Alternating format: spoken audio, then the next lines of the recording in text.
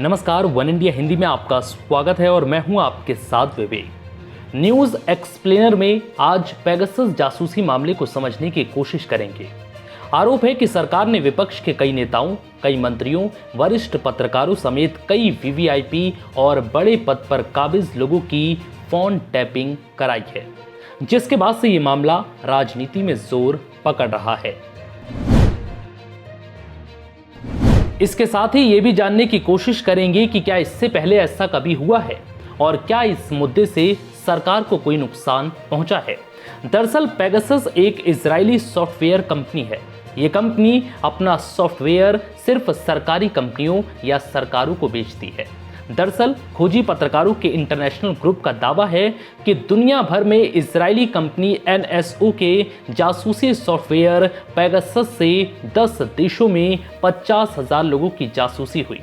भारत में भी अब तक 300 नाम सामने आए हैं जिनके फोन की निगरानी की गई है। इसे लेकर पिछले कुछ दिनों से सड़क से संसद तक हंगामा हो रहा है। इस मामले में अब जांच की मांग भी उठ रही है। लेकिन क्या आप जानते हैं कि फोन टैपिंग का मामला कोई नया नहीं है। इससे पहले की सरकारों में भी फोन टैपिंग के मामले सामने आए हैं। राजीव गांधी जब प्रधानमंत्री थे तो उन पर राष्ट्रपति ज्ञानी जैल सिंह ने राष्ट्रपति भवन की जासूसी के आरोप लगाए थे। 1980 के दशक में तो फोन टैपिंग के आरोपों की वजह से केंद्र और कर्नाटक जैसे राज्यों की सरकारें तक गिर गई थी। आगे आपको बताएंगे इसके बारे में, लेकिन उससे पहले जान लीजिए कि फोन टैपिंग का अधिकार किसको है। दरअसल हमारे यहाँ कोई भी सरकार बिना किसी कारण के किसी का भी फोन टैप नहीं करवा सकती, पर भारत की 10 एजेंसियों को फोन टैपिंग और अन्य तरह की जासूसी का अधिकार है। बस कानून की इसी खामी का इस्तेमाल कर सरकारें विपक्षी नेताओं और अन्य लोगों की जासूसी करती रहती हैं।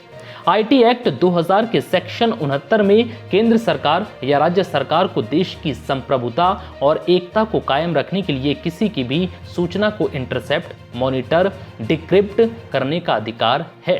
पर ये सब जानते हैं कि देश की संप्रभुता और एकता के बहाने से सरकार अपने विरोधियों के भी फोन टैप करती है।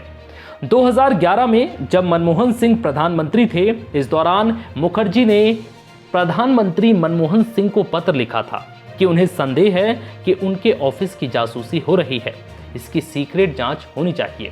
खबरों के मुताबिक मुखर्जी की जासूसी उनके ही किसी कैबिनेट सहयोगी ने करवाई थी।